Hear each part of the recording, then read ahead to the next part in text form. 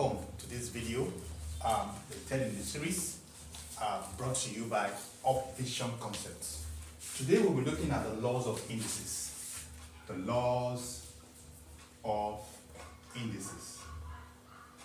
Okay?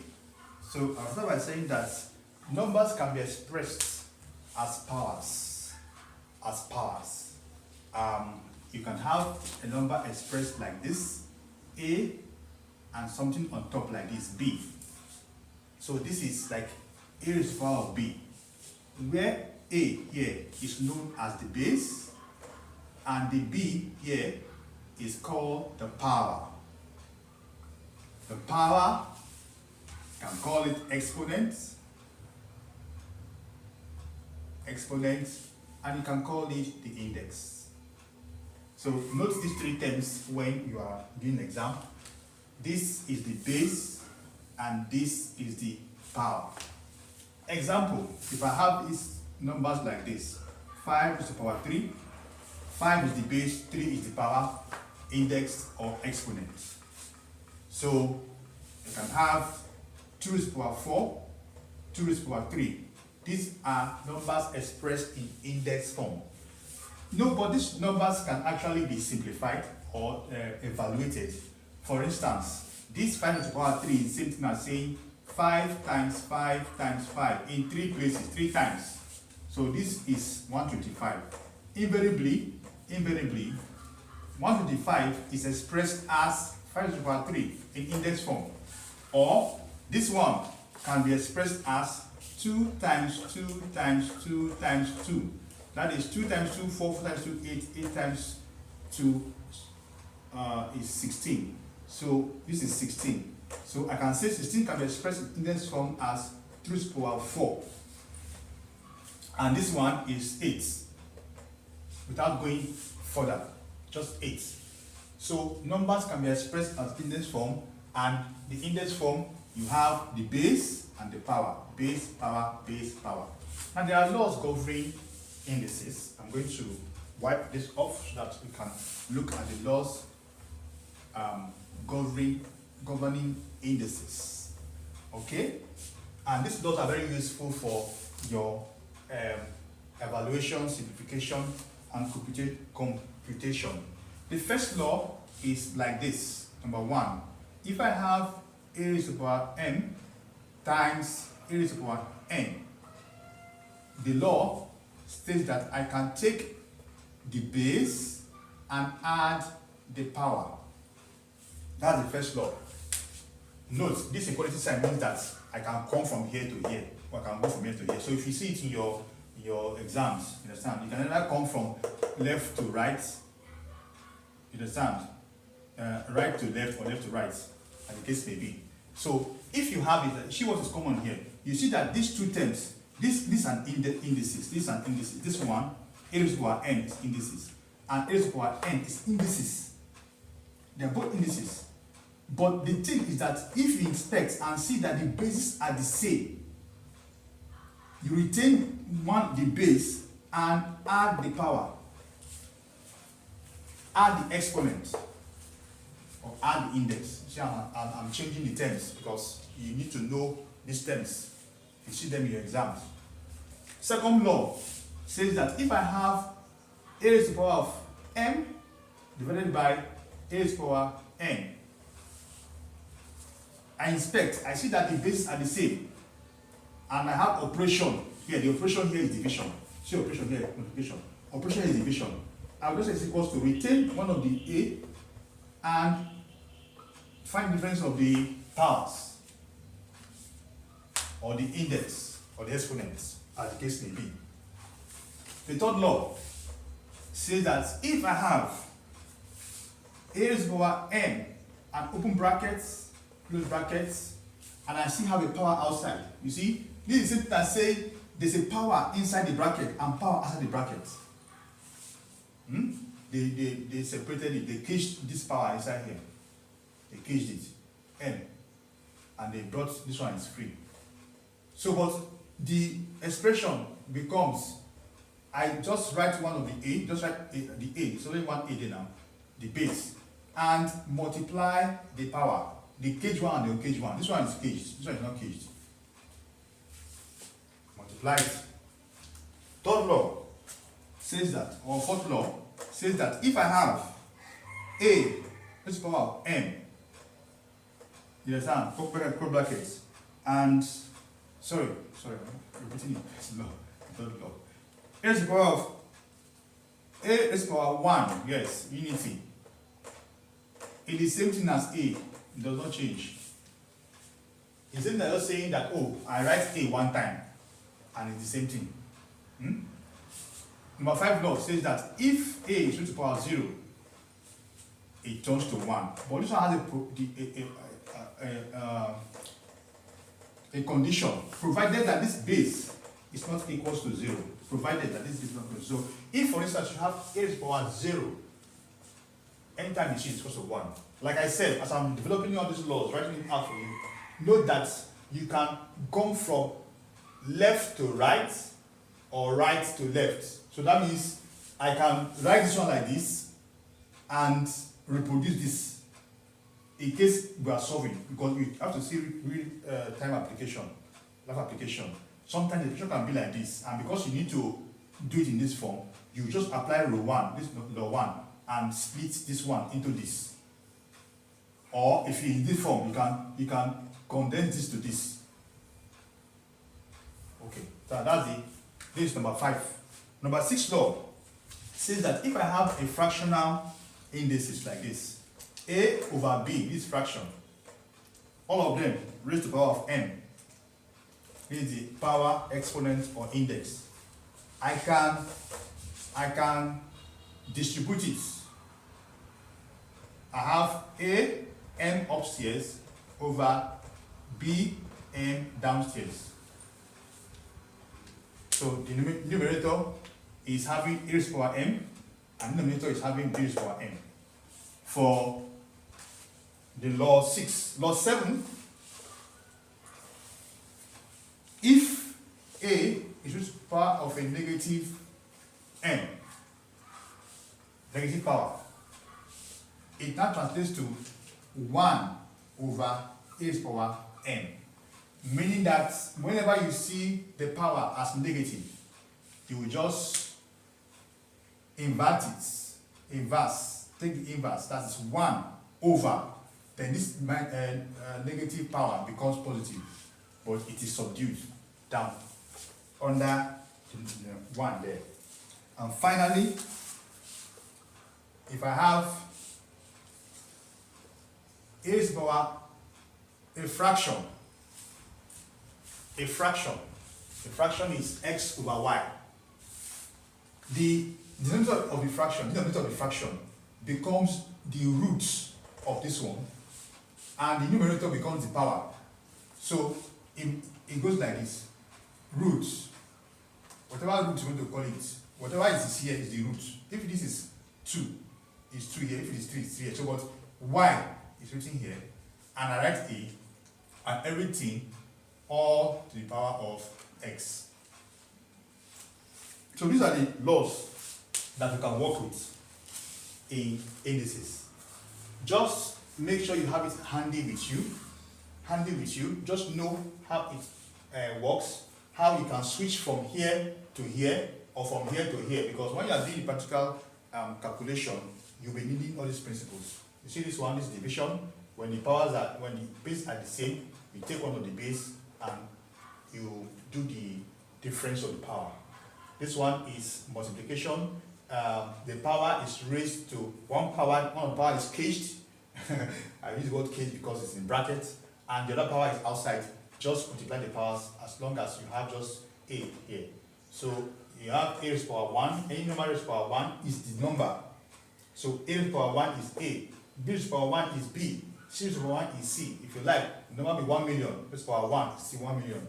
No matter how big the number is, raised to the power 1 is the same thing. And 0 too has that same effect. If it is 0 raised to the power, a raised to the power 0, it changes to 1. You see these two, very, very interesting. These two, 4 and 5, very interesting, please. A raised to the power 0 changes to 1.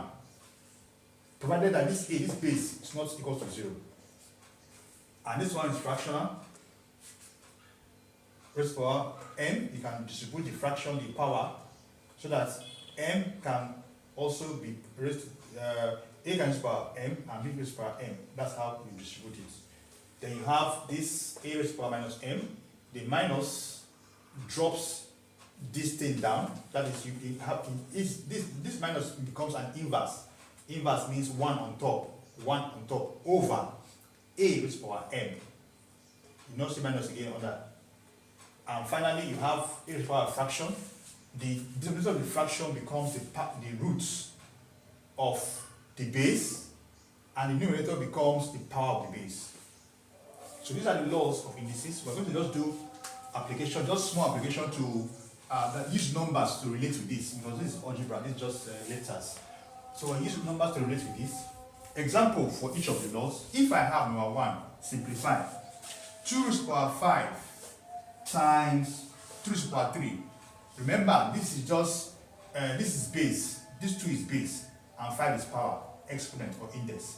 This 2 is base, 3 is power, exponent or index. Now, by inspection, by looking at it, you see that 2 is the same thing. So law 1 can go. Just retain one of the 2 and add the power, 5 plus 3. So this is 2 raised to the power 8. That's the answer. That's the answer. This is as basic as can be. Okay, so we're trying to use numbers to relate with the laws. Number 2, example number 2. If I have 5 raised to the power 7 divided by 5 raised to the power 3, by inspection, I see that this 5, this base 5, first term, and this second term 5 is the same thing. So I retain one of the 5 and subtract the power. What makes me think is subtraction I'm going to do? Because the operation in between them is division. Likewise here, the operation in between them is multiplication. That is why I'm adding the powers. So the operation in between these two terms is division. I will subtract the power. So 7 minus 3 is equals to 5. And that, sorry, not that, I'm trying to simplify this. So I write 5, then 7 minus 3 is what? 4. So this is the answer to that number 2. Number 3, if I have 10 raised to the power 3 and raised to the power 7, that is brackets. So this one is the one that is caged. Which one is caged? 3 is caged. The power of this power 3 is caged inside here with the 10 by this bracket and 7 outside. So what I do is law 3. Just write 10 and multiply the power, the caged one and the outside one. 3 times 7. Final answer is 10 to the power 21. That's the answer. Now we go again. Let's apply law 4. Let's apply law 4 with number. So if they say I should simplify, number 4, simplify. 5 raised to the power 1. The answer is 5. Number 5 example. If they say I should simplify 1 million raised to the power 0.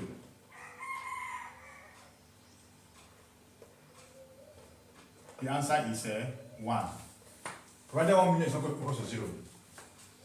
Then law 6, simplify. If they say I should simplify 5 over 6 is a fraction raised to the power 2. So I'm going to distribute this power between that's on the numerator and denominator inside. So it's the same thing as saying 5 raised to the power 2 over 6 raised to the power 2. Upstairs here is 25. Downstairs here is 36. This is the answer. For number 7 application, if I have this expression up here, number 7, 9 raised to the power minus 2, it is the same thing as saying, because this power is minus, once you just see minus as a power, just bring one on top of it and say over this base, raised to the power the power. Minus will not be there again. Don't put minus again there, because the minus is what this one is doing there. So I can still go further and say 1 over 81 because 9 times 9 is 81. And finally, if I have for the eighth room, if I have this one, 49 raised to power 1 over 2. So this is the power. This is power. This power is a fraction. So what I will do here is, like I said, I will take this 49, that's this base. I will look at the denominator of the power, and that will be the roots. So if this one was 3 before, it would be cube roots. But now this is 2, so it's now square root. Raised to power 1. That numerator is 1. See, again, I go again. 49 raised to power 1 over 2. So I write 49, then I take the roots of the denominator of the power. That's the roots. That's square roots. Then I also raise everything to the power of the numerator. So if, for instance, now this example becomes something like this, 27 raised to the power 4 over 3. Let's say we tweak it. Let's say we change the example. Let me change the example. 27 raised to the power 4 over 3. Applying that to 8, you see that 27 is written here. Then the roots will be cube roots, that's the denominator, and the power will be raised to power 4. I simplify this one, and the cube root of 27 is 3 raised to power 4. And the final answer for this one now is 3 times 3, 9, 9 times 3, 27, 7 times 3 is 81. 81 is the answer.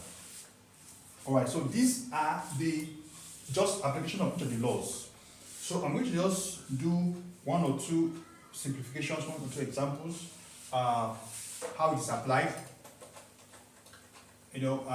As we progress in the classes and in the videos, we're going to be solving past questions from different exams, but we are laying the foundation with all these mathematical principles. We lay the foundation, so if you watch all the videos, you will progress steadily until you can now solve problems. Okay, now I'm going to do further examples.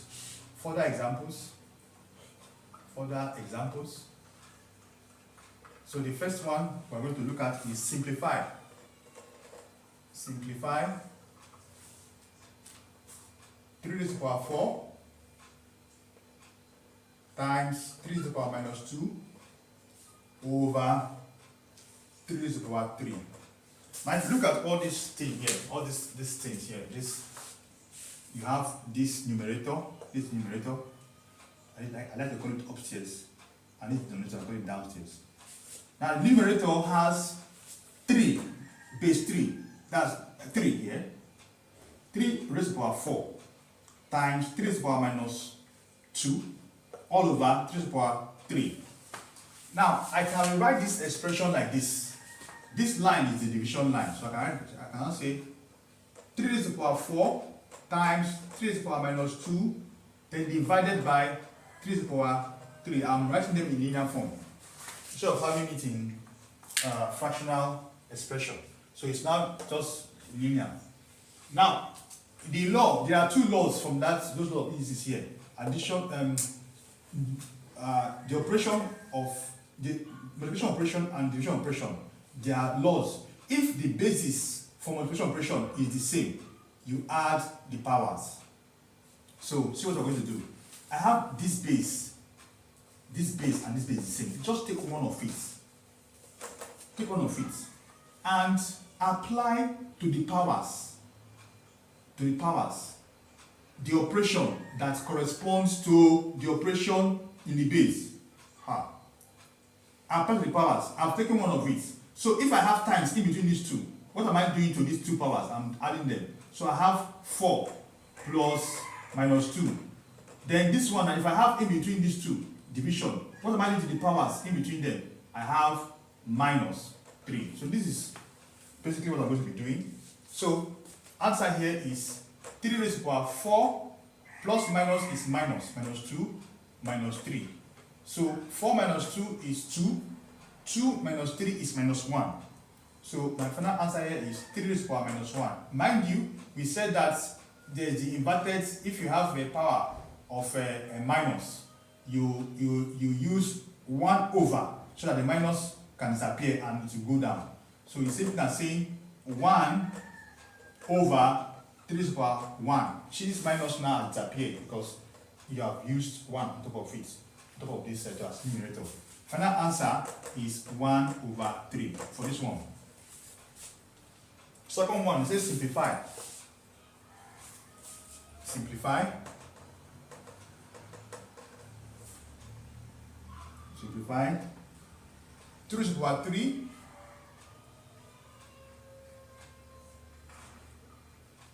divided by 2 raised to the power 4. See, this one now is the one that has cage. So there is a 2 here, and there's a power 3 that is caged with the bracket, and there's a power outside again. So remember that law, you can just multiply the two powers. So 3 times 2 divided by 2 to the power 4. So this one is, you have applied one law here, one of the laws here, remember. So this is 2 times 3 is 6, so 3 to the power 6 divided by 3 to the power 4. Now law we apply here. Why? Because we have a division operation here. So, and the powers, the bases are the same. We have a division operation here, the bases are the same. What we do is just take one of the base and subtract the powers.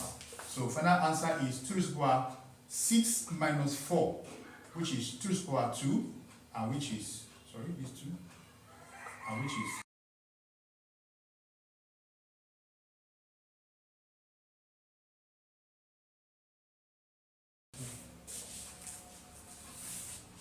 first of all, we can reduce this a little bit.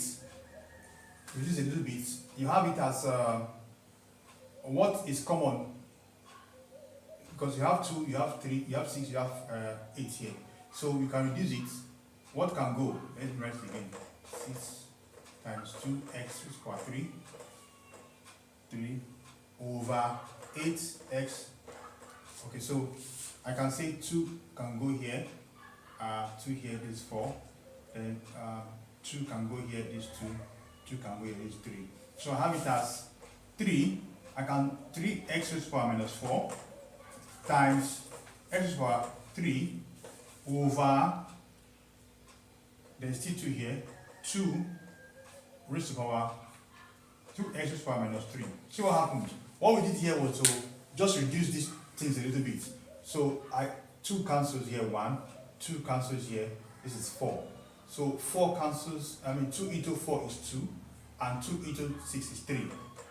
So we now have 3 times x to the power minus 4, that's this what we have here, times x to the power 3 over 2, that's this 2 times x. 2 times x to the power minus 3. So it will reduce a little bit so that it's not complex. So the next thing we're going to do now is to look at this in this form. You can do it this way. You can say 3x minus 4. Because x and x is the same, you just say plus. You add the powers. You understand? Over 2x to the power minus 3. So if you add the powers, minus 4 plus 3 is minus 1. So it is 3x to the power minus 1 over 2x to the power minus 3. 3 is 3 here. So then I can bring this fraction out. Let me clean here so I can wrap up this particular question. So this one now, I can bring this one out, 3 over 2. Now this one can be simplified as x raised to the power minus 1. This is divided by x to the power minus 3. By division, if you have it in division, what do you do to the powers? The same base, what do you do to the powers? You subtract. You subtract. So the subtraction now becomes 3 over 2 outside. Then you have x minus 1, then minus 3. That's right. So I have it as 3 over 2 into x minus 1 minus 3 becomes minus 1 plus 3. So 3 over 2 is equals to 3 over 2 x. Then I have this minus 1 plus 3 becomes positive 2. So this is the answer. Simplified form. That's the answer.